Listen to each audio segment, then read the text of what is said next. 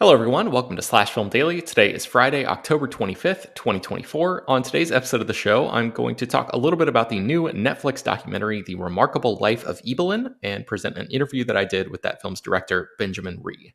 My name is Ben Pearson. I'm an editor at slashfilm.com, and I was a massive fan of director Benjamin Ree's previous documentary, which was called The Painter and the Thief. It came out back in 2020. I believe that's streaming on Canopy right now. If you have a library card that's linked up to that streaming service, I would highly recommend checking that out. So I perked up when I learned that his newest movie would be playing at this year's Sundance Film Festival back in January.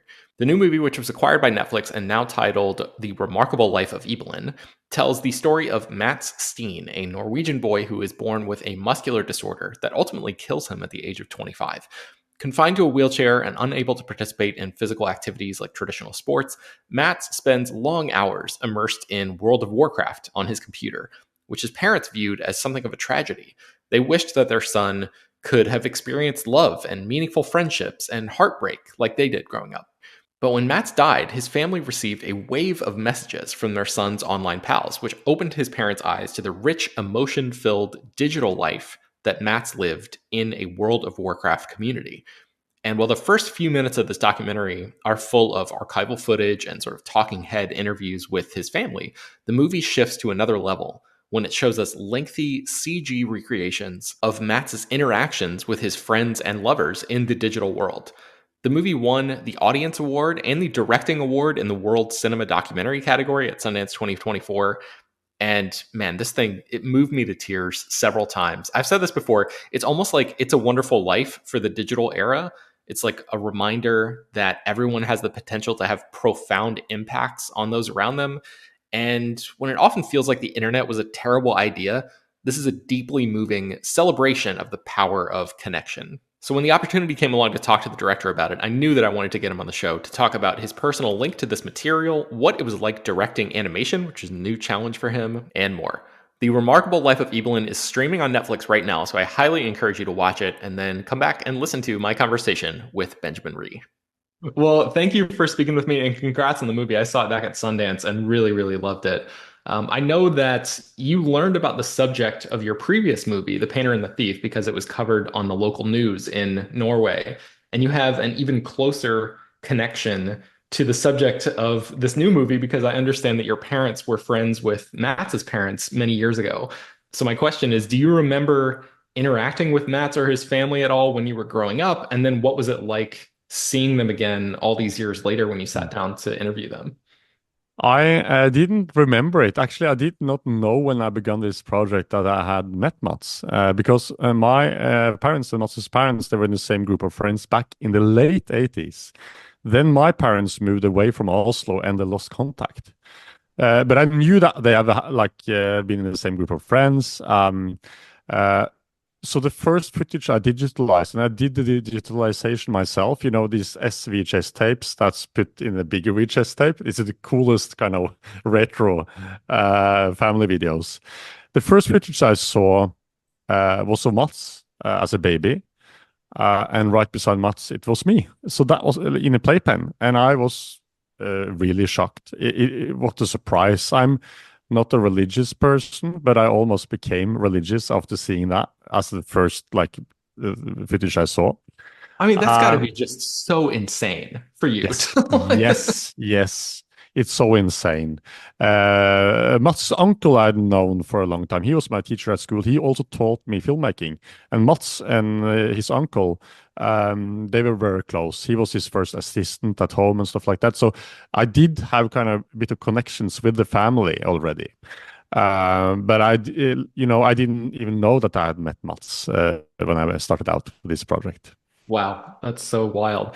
So when you sat down to figure out how you're going to lay out this movie, did you have the structure of this project in your mind from the start, where you spend the first 15 minutes or so telling Matt's story through the family's eyes and then transition to telling it more from his perspective? Or is that something that you discovered later in the process? Yes, that was the initial idea. So I think that this film, it tells the story many times. First, in the opening credits, it's kind of told very short and briefly, and then it's told by the parents, and it's a traditional family. and it gets a traditional form. It's talking heads and archives. And then we tell it again from Mats's perspective through his blog, a very kind of stream of consciousness kind of way. It's a lot of montages. And then we enter the digital world in the almost like in second act, where Ibelin meets Rumor there. And then the film becomes an animated film. And then we tell the story again from Mats's friend Lisette's point of view. It's a different kind of animation, 2D animation. So you can say that the film, it has almost like a symphonic structure, where the same kind of melodies is played many times, but differently. And I hope this adds complexity and the portrayal of Max becomes more nuanced because of it. And the last time we tell the story, it's verbally at the funeral. And I think also that's how grief works. It comes in waves. You kind of retell the story many times. And especially for Mats's family and parents, they had to reevaluate their son's life. And I think that's also why we chose that kind of structure. But it was extremely difficult. Like after 1 year in the editing room, the film still didn't work. Really? Okay. So yeah, I was going to ask about like what kind of forms the movie took and how it evolved in post-production and stuff like that. So tell me a little bit more about that. What do you mean it didn't work? When we entered the animated part of the film, the audience didn't want to go there. So they didn't want to watch more. And we had like about 30 test screenings in the cinema with this film. And I think one of the reasons for that was that they were very invested in Mats's parents and family, and also with Mats in real life, but they didn't want to meet this Ibelin character, this strangely bearded guy. And, the film changes completely. It becomes an animated film.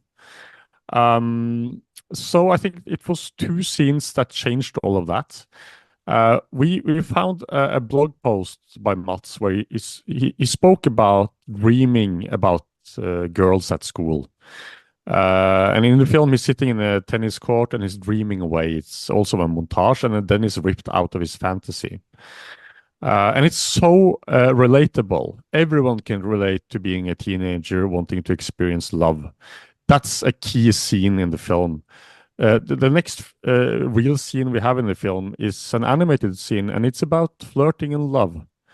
And we do something there that's not that cinematic. We actually have Mats's voiceover telling exactly what we see in the animation. And the reason why we're doing that is to create that transition kind of smoothly. And it's almost like Mats takes the hand to the audience and then he shows them the way into the virtual world. Mm-hmm. And between those 2 scenes, there's an explainer telling the audience how it's done, really, how we are recreating this film. So those 2 scenes changed the film completely. It went from a film that didn't work at all to a film that worked very well. That's really interesting because I remember thinking the first time that I watched it that there's such a sense of wonder when you transition from the real life elements into the sort of video game aesthetic of the movie.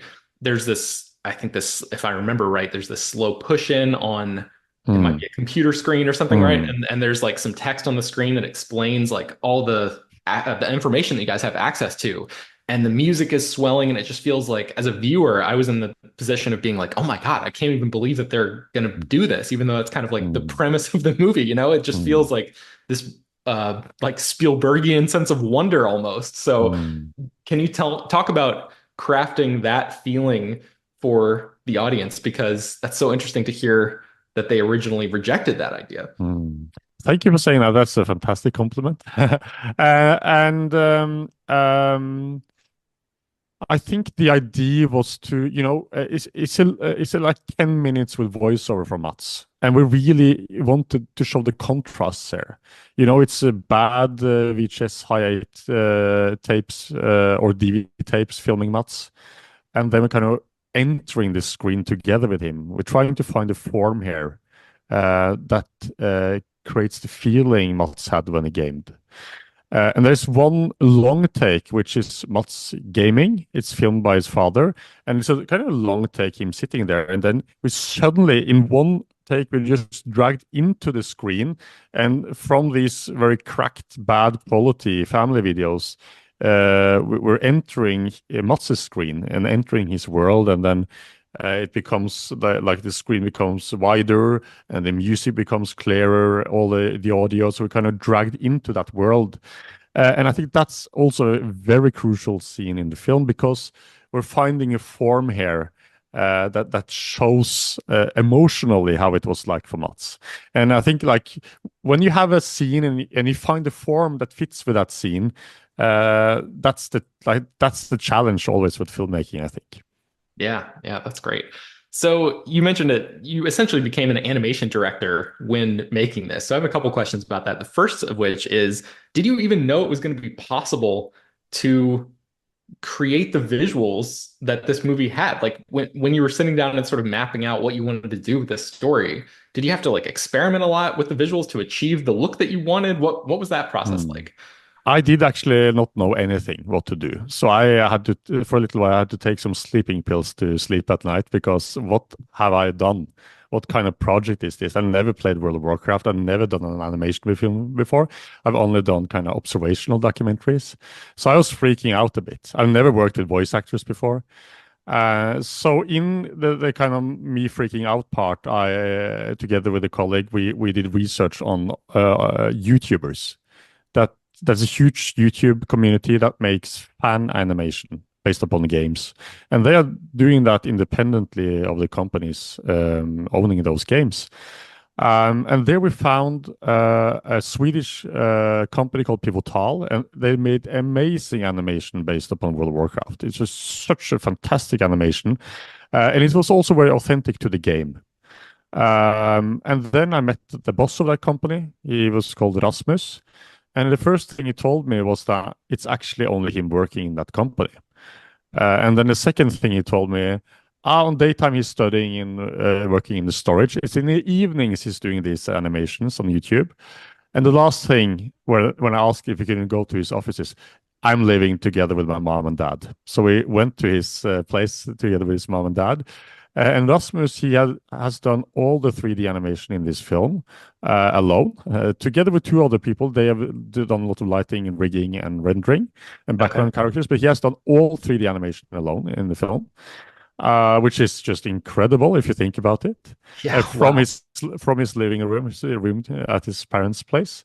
He got like good salaries, so now he's moved away from home because of this film, which is fantastic.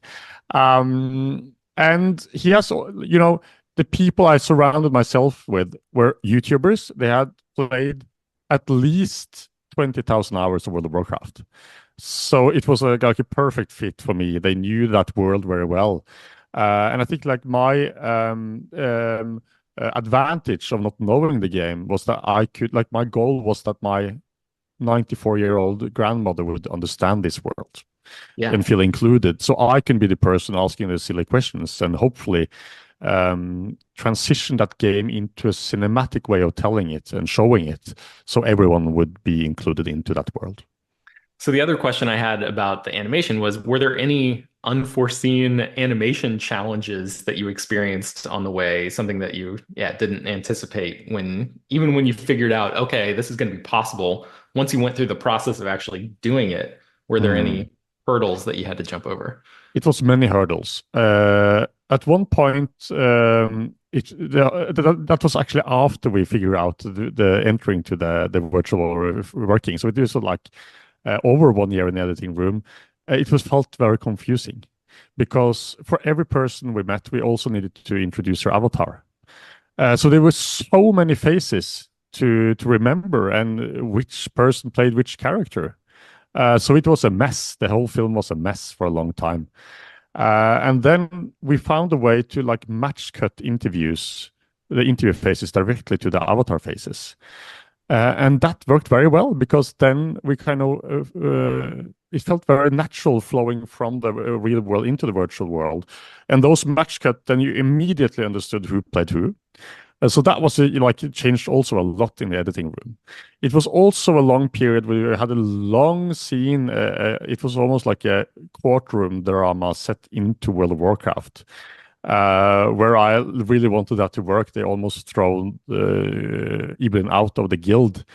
And that it stayed in the editor for such a long time, and eventually I had to just cut it out because it didn't work. I didn't manage to make the audience invested into that scene. So it was That a was a lot of real thing that happened where yes, they yes. in character had a core like had a trial basically, right? Yes, and Wow. if he was thrown out, he would also be thrown out of character as well. So it was a lot at stake there, and I thought it was so fun. What if the film changes completely and become this Aaron Sorkin kind of courtroom drama inside World of Warcraft? But unfortunately, I didn't make that work. Okay. Wow. All right. So I think I probably have time for one more question.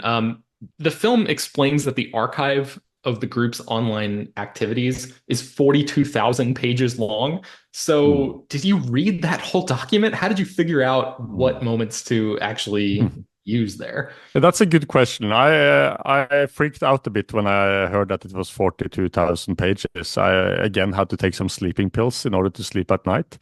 But both unfortunately and fortunately at the same time, that forum collapsed. So we lost a lot of that archive. And with I ended up reducing it to 4,000 pages, and that is what we've used in the film. So it's 4,000 pages, and that's like reading War and Peace by Tolstoy 3 times. So that's possible to do. Right on. Okay. Well, yeah, unfortunately, I'm out of time with you. I feel like I could talk to you all day about this amazing movie. Likewise. So congrats on making it. It's incredibly moving, so exceptionally well done. Thanks for making it, and thank you again for your time today. I really appreciate it. Thank you so much. Thank you. All right, that's going to do it for today's episode of the show. If you've been listening for a little while, you've noticed that I have increased the call for spreading the word about this podcast. I'm really, really, really trying to keep doing this podcast on a daily basis. I genuinely love doing this. I hope you all have formed some sort of parasocial bond with us and just really enjoy listening to the show as much as I like making it. So I'm hoping that we can kind of get the numbers up and continue to justify making the show every day. So what I need from you guys to make that happen is to spread the word about the show. So if you like the show, if you listen to us all the time, if you found anything of value in the conversation that I just had with Benjamin Ree, maybe share it on social media. Tell your friends about it. Text people. Send people links to the show. Whatever you can do to help expand our reach, I would really, really appreciate it. I know it's kind of gauche to request things like this on podcasts, but I hope you all can tell that I'm passionate about making the show, and the only reason I'm doing this is because I really care about it and want to keep it alive for as long as possible. So sorry if it's weird, but I just wanted to say that. Okay. So you can find more about the remarkable life of Ibelin at slashfilm.com. I'll link to our capsule review of it from the Sundance Film Festival. So you can check that out there. Slash Film Daily is published every weekday, bringing you the most exciting news from the world of movies and TV, as well as deeper dives into the great features you can find on the site. You can subscribe to the show on Apple, Overcast, Spotify, wherever you get your podcasts. Send your feedback, questions, comments, concerns, and mailbag topics to us at bpearson@slashfilm.com. Make sure to leave your name and general geographic location in case we mention your email on the air. Don't forget to take a minute to rate and review the show on Apple Podcasts or Spotify. That really helps us out a lot. And also, once again, tell your friends about the show if you can. Thanks so much for